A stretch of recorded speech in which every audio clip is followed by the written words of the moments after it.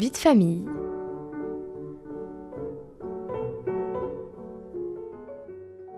Bonjour à tous et à toutes. La rentrée scolaire est maintenant quasiment derrière nous. Les profs commencent à connaître certains noms de leurs élèves.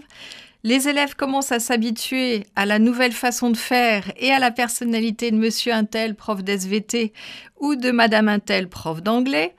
Et puis, les parents commencent à demander à leurs enfants s'ils ont eu des notes aujourd'hui. Bref, c'est presque la routine pour les élèves, les profs et leurs parents.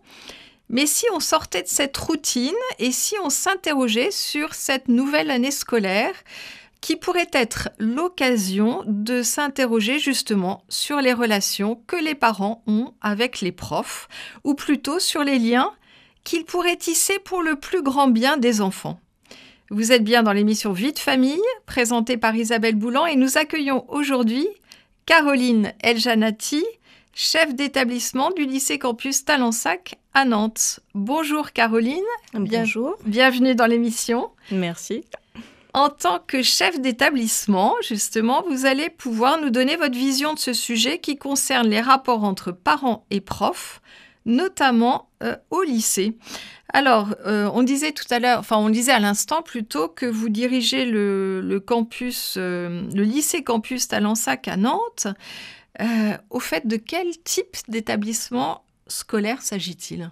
Alors, le lycée campus Talensac est un établissement scolaire qui démarre à partir de la 3e prépa métier. Alors, la 3e prépa métier, c'est une 3e un peu particulière qui s'inscrit dans les lycées professionnels pour les élèves de 4e qui pensent s'orienter vers une filière professionnelle et qui veulent prendre le temps de travailler leur orientation au sein d'un lycée professionnel, puisqu'il va y avoir toute une partie sur l'orientation que nous allons pouvoir gérer. Donc voilà, à Talensac, nous avons des élèves qui partent de la 3e prépa métier jusqu'à la licence générale en gestion des organisations par alternance, avec une filière sociale, avec pour cette filière sociale un bac pro ASSP, un bac ST2S, un BTS ESF ou SP3S. Nous avons une filière administrative avec un bac pro Agora OTM, un bac STMG, un BTS SAM ou CG, une filière générale et puis une filière biotechnologie avec des BTS biotechnologie. Voilà, donc à chaque fois, en ce qui concerne l'enseignement supérieur, les élèves ont le choix de le suivre en initiale ou en alternance, puisque nous sommes également centre de formation par alternance. Nous avons une quarantaine d'alternances cette année, et puis à peu près 1100 élèves. Alors 1100 élèves, c'est un nombre qui semble élevé, mais nous tenons à ce que chaque élève se sente accueilli dans le pôle qui lui est dédié, et nous réussissons à garder à Talensac une vraie proximité avec les élèves qui nous sont confiés, et c'est ce qui nous importe. Oui, le palmarès est impressionnant, avec tout ce que vous proposez comme formations différentes. Le nombre d'élèves, ça peut nous impressionner aussi, effectivement. Je voulais savoir, on connaît les profs, on connaît le directeur d'établissement, on connaît parfois le directeur adjoint. J'avais une question concernant les autres encadrants des élèves en dehors des profs. Est-ce qu'on pourrait avoir un peu une idée qu'est-ce qu'il y a derrière tous ces élèves ?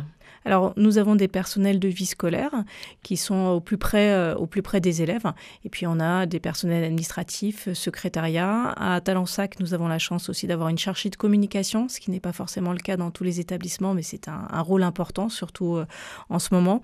Et puis, nous avons des chargés d'entretien, parce que c'est aussi important d'avoir un établissement dans lequel on se sent bien. C'est un établissement aussi qui est bien tenu, avec des locaux qui sont propres. Et puis, lorsqu'il y a des petits travaux à faire, ils sont faits assez rapidement. Donc ça, c'est une chance aussi que nous avons. Et justement, vous, Caroline,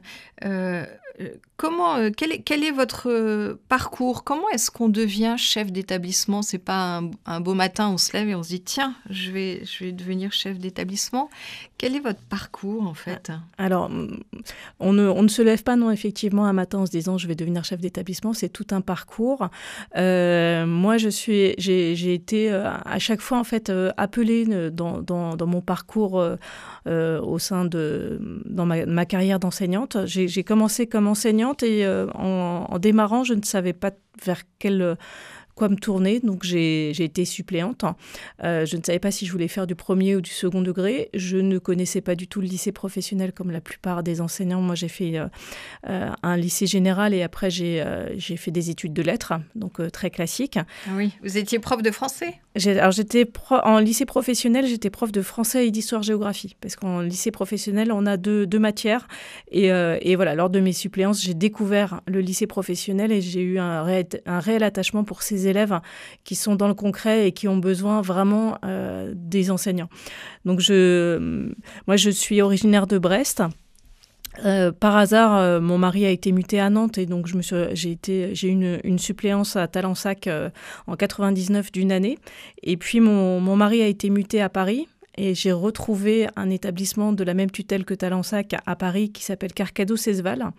Et là, j'ai été enseignante pendant 15 ans donc en lettres, histoire, géographie, mais en parallèle, j'ai collaboré avec une maison d'édition lors de la réforme du bac professionnel.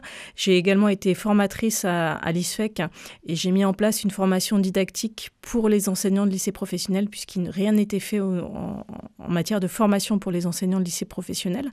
Et puis, à force voilà, de faire autre chose que mon simple métier d'enseignant, on est venu me solliciter pour prendre des responsabilités que je n'étais pas encore prête à prendre. J'avais 3 enfants et je trouvais que mon équilibre était bien comme ça. Ça faisait déjà beaucoup, oui. Ça faisait déjà beaucoup, effectivement. Donc, j'ai laissé passer un peu de temps. Et puis après, je me suis dit qu'à un moment donné, si je ne me lançais pas, j'allais sans doute le regretter, puis que c'était une aventure à tenter. Donc, j'ai d'abord été adjointe dans un lycée professionnel à Saint-Jean-de-Montmartre. Et puis, lors de cette année, on m'a appelée, la tutelle est revenue me chercher pour être chef d'établissement dans un collège en banlieue parisienne au Kremlin-Bicêtre qui s'appelle le collège Jeanne d'Arc. Alors justement, vous parliez de la tutelle, c'est la tutelle des filles du Cœur de Marie. Et vous m'aviez dit en préparant l'émission, il y avait quelque chose d'intéressant à propos des populations justement dont la tutelle voulait s'occuper à l'origine et qui sans doute est encore un peu d'actualité. Alors effectivement, la tutelle des filles de Cœur de Marie a toujours eu à cœur de sortir les orphelins de la rue, de sortir les précaires de la rue et de leur donner un métier. Donc c'est pour ça que, alors à Jeanne d'Arc, au Kremlin-Bicêtre, là où j'étais, l'idée était de sortir les filles des charbonniers de la rue et leur donner un métier. Donc souvent, c'était un métier ménager, donc ça a été une école ménagère. Et à Talensac, c'est le père Audrin qui, en 1835, a souhaité aussi sortir les orphelines de la rue. Et donc a ouvert d'abord un ouvroir, et puis après, c'est devenu une école ménagère. Et aujourd'hui, c'est devenu Talensac, lycée campus. Alors pourquoi campus ? Parce que ça rappelle aux étudiants que nous avons un accueil particulier pour eux, et que même s'il y a un lycée en parallèle, le campus leur est ouvert avec tout ce que ça comporte. Oui, je comprends l'appellation, effectivement.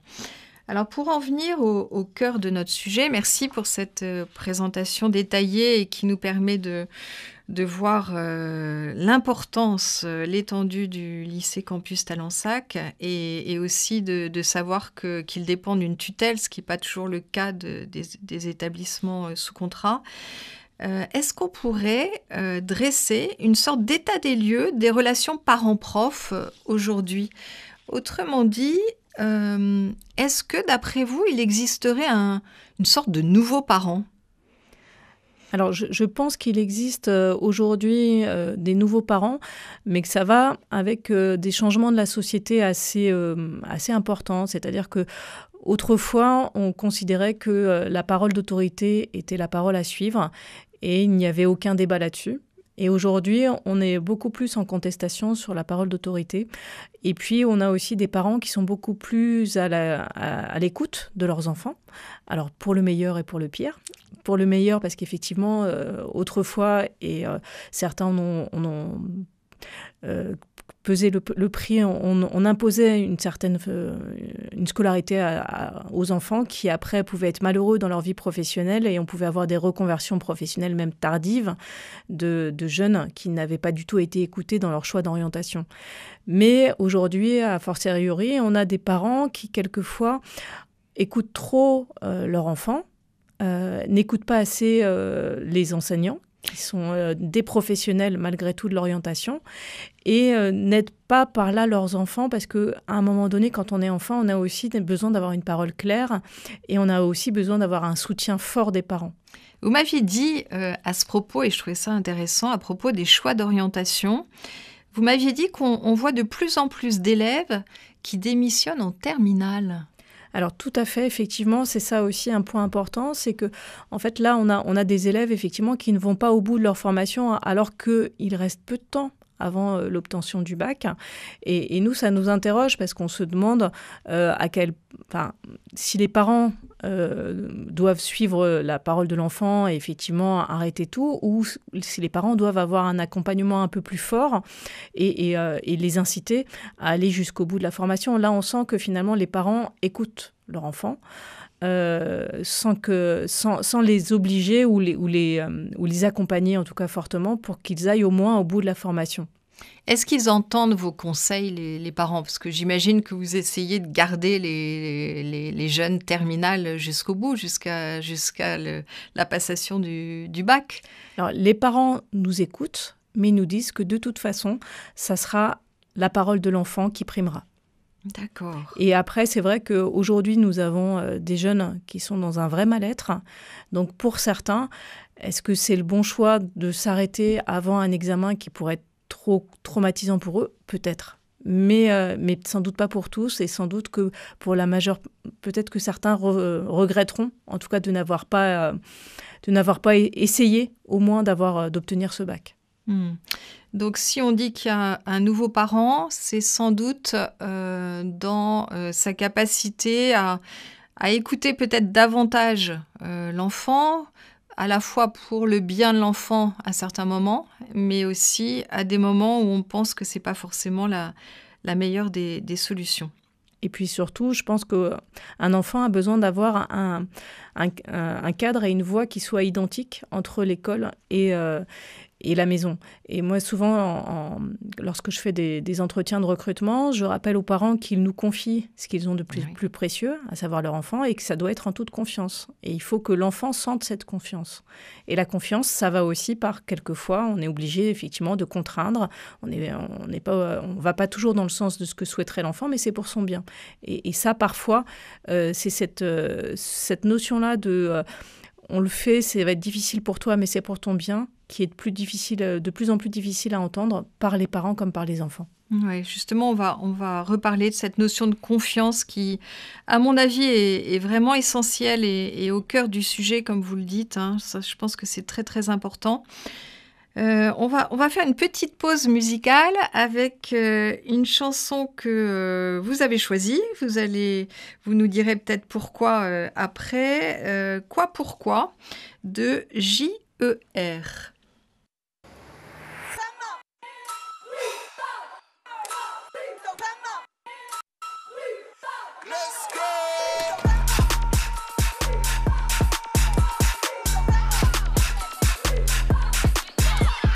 Je regarde dans tous les sens 360, confiant comme si je prie. Je constate des ignobles évidences qui constituent les gens bizarres que nous sommes, même gentils ici. Là on dit go, faut que tu t'exécutes. J'ai croisé des anges et des belles ébutes. Je suis surpris à quel point dans les deux camps y a des bons cœurs et des sacrifices de plus. Le temps de chercher à savoir qui dit quoi, pourquoi.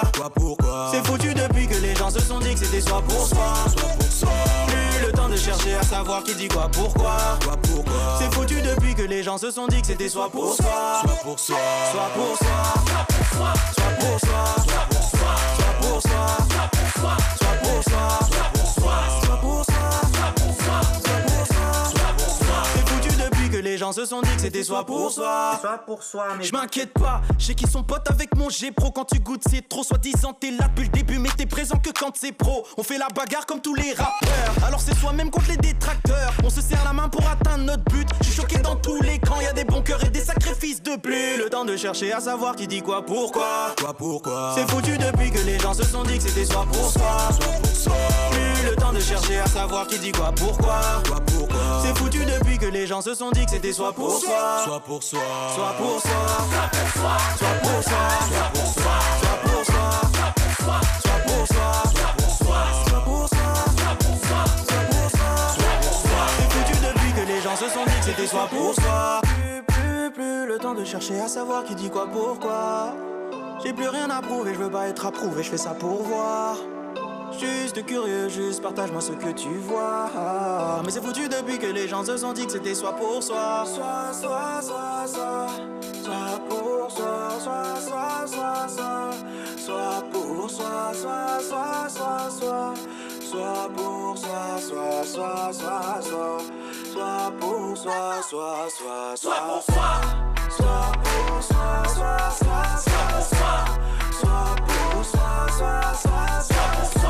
soit pour soi, soit pour soi, soit pour soi. Vous êtes bien sur Vie de famille. Nous sommes en présence de Caroline El-Janati, qui est chef d'établissement du lycée campus de Talensac, et nous parlons des relations entre les parents et les profs aujourd'hui. Vous avez choisi cette chanson, pourquoi, Caroline ? Alors déjà pour l'énergie qu'elle dégage, puisqu'on parle des jeunes, c'est important de rappeler que nos jeunes sont énergiques, pleins de vie, et qu'il faut les aider justement à garder cette énergie. Et puis surtout par les paroles qui en émergent, à savoir que finalement on ne prend plus le temps d'écouter l'autre, et on a un repli sur soi qui nous empêche d'aller au fond du dialogue et de la communication. Et ça, je trouve que c'est une parole importante à se rappeler, de se dire, voilà, allons au bout, écoutons-nous et ne soyons pas dans un repli sur soi-même. Alors justement, ça fait un bon lien avec ce qu'on disait juste avant la pause. On parlait de confiance. Et vous disiez que la confiance est importante. Et ce mot-là, vous le rappelez au moment des entretiens d'inscription. Des rendez-vous d'inscription, c'est ça, avec les parents. Est-ce que vous rencontrez chacune des familles qui vous confient leur enfant ? Alors, là, je suis dans un établissement qui est d'une taille importante. Donc, les rendez-vous d'inscription se font avec mes adjoints, Valérie Baron, Simon Delanoë et Lise Fiodo. Mais tous les parents, évidemment, sont accueillis.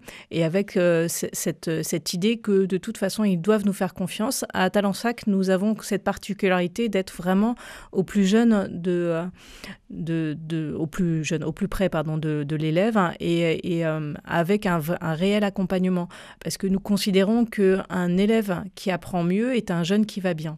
Donc, pour qu'il apprenne, il faut qu'il aille bien à la base. Et justement, est-ce que vous pensez que cet entretien, qui a lieu soit avec vos adjoints ou peut-être avec vous aussi, est-ce qu'il est important ? Parce que vous pouvez faire passer des messages à ce moment-là. Tout à fait. Alors, il est important. Malgré tout, on se rend compte que les raisons pour lesquelles les parents vont nous confier leur enfant sont pas toujours les raisons qui seraient très objectives, à savoir que ça soit l'établissement qui convienne le mieux à leur enfant, et c'est ce qu'on essaye de leur faire comprendre lors de cet entretien. Il y a les portes ouvertes aussi qui sont importantes, parce que c'est là aussi où l'enfant et les familles peuvent découvrir un environnement particulier. Mais on se rend compte que la plupart du temps, le choix de l'établissement, ça va venir de l'enfant parce que ses camarades vont dans tel établissement ou tel autre, et que finalement, ils veulent suivre, rester avec leurs copains, et pas forcément avoir l'établissement qui convient le mieux à leur suite d'études. Oui. Il n'empêche que ça peut être un temps où vous pouvez parler de confiance qui doit être réciproque, et où vous pouvez faire quand même passer peut-être certains messages au moment de ces entretiens. Quelles seraient, quand on parlait des solutions concrètes justement pour peut-être harmoniser davantage les relations parents-prof, on a été amené à parler justement des professeurs. Et si on regarde l'actualité, on se rend compte que il y a 2 jours, a été nommé un nouveau ministre de l'Éducation. Et si on compte bien, ça fait 1, 2, 3, c'est le 4e en peu de temps. On en parlait justement, les profs, s'il y a un nouveau ministre de l'Éducation, quelles vont être les conséquences pour eux ? Alors, hélas, un ministre de l'Éducation, c'est un ministre important. Donc, les ministres qui arrivent en poste ont envie de marquer leur passage avec une réforme. Donc, très souvent, nouveau ministre veut dire nouvelle réforme. D'ailleurs, c'est ce que nous avons vu avec le ministre Gabriel Attal, qui a voulu effectivement mettre en place, le peu de temps où il a été ministre de l'Éducation, une réforme importante, qui finalement n'a pas été réellement suivie comme elle avait été imaginée. Avait été aussi envisagé que le brevet du collège soit un frein à l'entrée en seconde. On sait aujourd'hui que cette mesure va disparaître.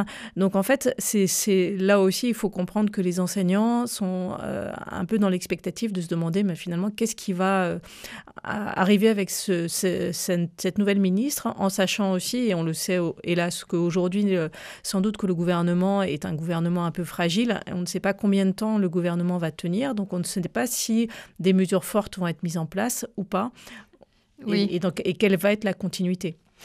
On a parlé justement de profs qui étaient sous pression.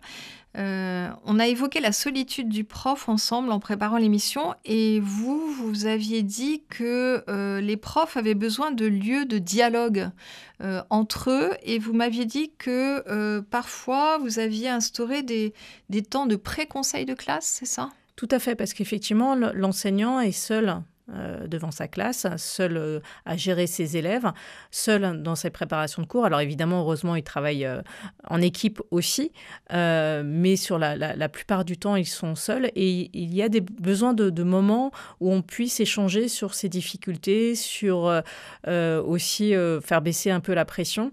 Et sur ces moments-là, c'est important qu'ils soient aussi en confiance et entre eux, parce que quelquefois la parole peut être un peu vive et aller loin, mais c'est une parole nécessaire pour faire redescendre, encore une fois, une pression importante, parce que ce qu'il faut savoir aussi, c'est que dans la fonction de l'enseignant a énormément évolué et qu'il y a énormément d'administratifs qui incombent aujourd'hui aux enseignants et qui contribuent à leur faire une charge de travail de plus en plus importante. Oui, et qui se rajoutent. Voilà. Tout à fait, et qui n'est pas le cœur du métier. Oui, et qui n'est pas le cœur du métier, effectivement, parce que le cœur du métier, c'est quand même d'être face à ses élèves et de leur enseigner des connaissances avec le plus de pédagogie possible. Vous aviez parlé aussi de quelque chose qui... je dirais qui pollue un peu les relations entre les parents et les profs, peut-être, c'est ces fameux groupes WhatsApp dont vous m'aviez parlé. Je crois que vous aviez des choses à dire là-dessus. De quoi s'agit-il de... J'entends les groupes WhatsApp de parents. Tout à fait. Alors, groupe WhatsApp de parents, comme groupe WhatsApp des jeunes, hein, c'est-à-dire qu'en fait, on se rend compte que dans tous ces groupes, quand il y a un petit sujet, le fait d'en parler dans le groupe, ça va devenir un gros sujet, alors même qu'on n'a pas trouvé le bon interlocuteur pour le traiter. Je vous donnais effectivement comme exemple, lorsque j'étais chef d'établissement à Jeanne d'Arc au Kremlin-Bicêtre, moi, j'étais en prise directe avec les parents puisque je n'avais pas d'adjoint, et j'apprends par une maman d'élève qu'effectivement, un sujet circule sur le groupe WhatsApp, qu'une maman a posé le sujet, alors qu'en fait, elle serait venue me voir, et c'est ce que j'ai entraîné d'ailleurs, j'ai demandé à la voir, parce qu'en fait, le sujet en soi, vous voyez, je l'ai même oublié tellement il était insignifiant, et ça a été réglé en 2 minutes. Et après, sur le groupe WhatsApp, elle a été obligée de dire que finalement, tout était réglé et tout était rentré dans l'ordre sans qu'il y ait eu besoin de monter cette mayonnaise, comme on l'appelle, inutile, et puis nocive pour la relation de confiance que les parents peuvent avoir envers l'établissement. Ça, c'est un exemple intéressant, justement, parce que La rumeur, elle peut enfler pour un petit rien, en fait. Et ce que vous dites, mais vous me disiez, mais pourquoi est-ce que les parents n'osent pas forcément poser directement les questions aux enseignants ? Alors, je pense que les parents craignent les enseignants d'une certaine façon. Ils ont peur que les enseignants, finalement, s'en prennent à leurs enfants en classe. Ou, voilà, alors, d'autant avec les plus grands, peut-être moins, mais encore plus avec les petits, notamment les élèves qui sont en premier degré. Mais malgré tout, on se rend compte qu'avec le dialogue, et puis avec la plupart des enseignants sont professionnels, conscients des enjeux, et qu'à partir du moment où le dialogue se fait dans le respect le plus total, c'est quelquefois juste un malentendu qui peut se balayer assez rapidement. Et moi, j'ai tendance à dire que dès qu'on sent qu'il y a un souci, autant venir en parler rapidement en évitant que ce souci devienne un gros problème. Oui, donc communiquons. Ça peut être effectivement ce qu'il y a de plus important dans ces relations parents-prof. Alors, notre émission se termine. Déjà, grâce à vous, Caroline El-Jannati, nous avons pris un peu de recul sur les relations parents-prof. On a connu un peu plus votre mission de chef d'établissement. Nous avons vu aussi quelles étaient les problématiques des profs aujourd'hui qui suivent les évolutions de la société. Et puis aussi, on a parlé des rapports que les enfants entretiennent avec leurs parents, des rapports qui, là aussi, sont en équation avec cette évolution. Alors, si l'on voulait conclure, peut-être qu'on pourrait dire que c'est le dialogue constructif entre les parents et les profs qui doit toujours être privilégié, en vue bien sûr du bien de l'enfant, mais aussi de sa scolarité. Vous pourrez retrouver notre émission en podcast sur notre site internet et je vous dis à bientôt dans Vie de famille.